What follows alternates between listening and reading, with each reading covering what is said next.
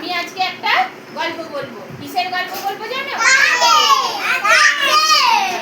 আচ্ছা, গল্পটা হলো একটা কাকের খুব জল তেষ্টা পেয়েছিল। হ্যাঁ, যখন জল তেষ্টা পেলো কাকটা ঘুরে ঘুরে কোথাও জল পেলো না। গরমকাল, এবার তখন কি হলো, কাকটা কি করলো, যখন কোথাও জল পেলো না উড়ে উড়ে উড়ে উড়ে গিয়ে একটা জঙ্গলের মধ্যে একটা কলসি পেলো।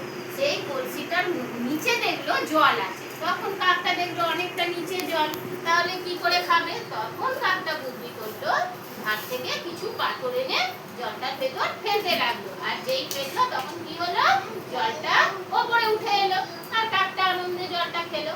ভালো লেগেছে তো? এবার বলো তো, কাকটা যখন জল তেষ্টা পেলো, তখন যখন ওই কলসিটা খুঁজে পেলো, তখন কি করলো? যখন কলসিটা খুঁজে পেলো তখন কাকটা কি বুদ্ধি করলো জলটা খাবার জন্য?